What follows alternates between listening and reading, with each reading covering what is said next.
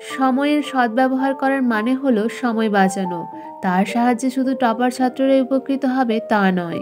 সময় বাঁচানোর কৌশল শিখে গেলে যে কোনো মানুষ তার সাহায্যে উপকৃত হতে পারে। উদাহরণস্বরূপ ধরা যাক, একটা কক্ষে 50 জন ছাত্র পড়ে। তার মধ্যে বেশিরভাগ ছাত্রই 60 থেকে 70% নম্বর পেয়ে থাকে। বাকি ছাত্ররা 80 থেকে 90% নম্বর পাওয়ার জন্য দিন রাত পরিশ্রম করে। এই দুজন ছাত্রই বেশি নম্বর পেয়ে স্কুল কলেজের টপার হয়ে উঠতে পারে। এখন যেটা দেখার বিষয় সেটা হলো, সব ছাত্ররা একই স্কুলে একই শিক্ষকের কাছে পড়াশোনা করছে, তাহলে তাদের নম্বরের ক্ষেত্রে এমন পার্থক্য কেন হয়? এর উত্তর হলো, শিক্ষক একজন গাইডের ভূমিকা পালন করে। প্রত্যেক ছাত্রকে কোন পথে যেতে হবে তা দেখায়। সেই রাস্তা ধরে এগিয়ে চলার কাজ ছাত্রদেরই করতে হয়। যে ছাত্র যত সতর্ক হয়ে শীঘ্র সেই রাস্তা দিয়ে যেতে পারে, সে তত শীঘ্র নিজের গন্তব্যে পৌঁছে যায়, অর্থাৎ সে টপার হয়ে ওঠে। এমন বহু ছাত্র আছে যারা ক্লাসে টিচারের কোনো কথাই মন দিয়ে শোনে না।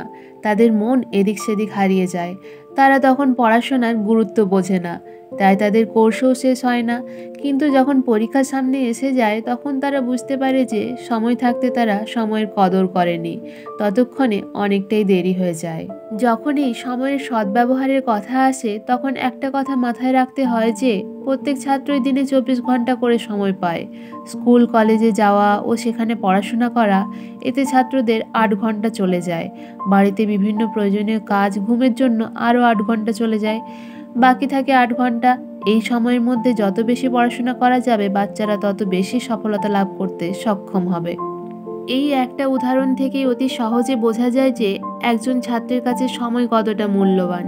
তাই সময় থাকতে সময়ের কদর করা উচিত।